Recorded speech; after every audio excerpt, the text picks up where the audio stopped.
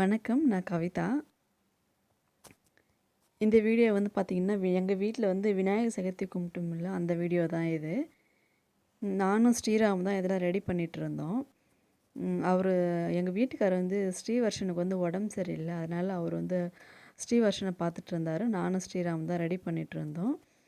இதுக்கு வந்து நாங்க என்னென்ன செஞ்சோம்னா, நாங்க வடை, அப்புறம் சுண்டல், அப்புறம் கொழுக்கட்டை, அப்புறம் சர்க்கரை பொங்கல், அப்புறம் பழம்லாம் கொஞ்சம் வாங்கிட்டு வந்து, அப்புறம் பொரி, உடைச்ச கடல அது இதெல்லாம் வச்சு சாமி கும்பிட்டோம். இது எப்பவுமே இப்படி தான் நாங்கள் கும்பிட்றது.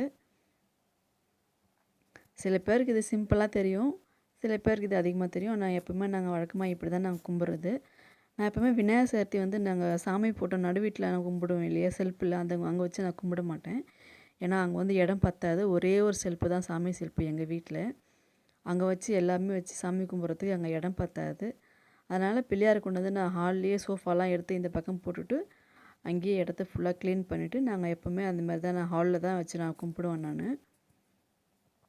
அங்கே சாமி போட்டோன்னே அங்கே தனியாக விளக்கு வச்சுட்டு அங்கே தனியாக சாமி கும்பிடுவோம். இங்கே ஹாலில் தனியாக ஃப்ரீயாக வச்சு சாமி கும்பிடுவோம். அந்தமாரி தான் நான் எப்போவுமே சாமி கும்பிடுவோம்.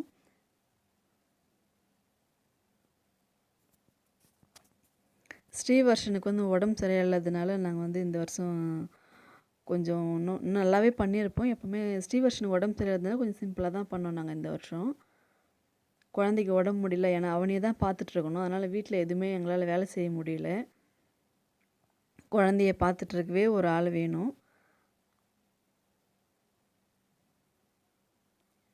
ஸ்ரீராம் வந்து தனியாக ஒரு பிள்ளையார் வச்சுருந்தான். அவன் கிளையிலேயே செஞ்சு வச்சுருந்தான். அவனுக்கு தனியாக அந்த பிள்ளையாருக்கு தனியாக பூ வச்சுட்டு, அவனுக்கு தனியாக ஒரு சின்ன குட்டி இலை வச்சு, அந்த பிள்ளையாருக்கு தனியாக அவன் வந்து பிரசாதம்லாம் வச்சுருந்தான். நான் செஞ்ச பிள்ளையாருக்கு நானே நைவேத்தியம் பண்ணணும் அப்படின்னு சொல்லிட்டு அவன் தனியாக பழம், பூ எல்லாமே தனியாக வச்சுருந்தான் அவன்.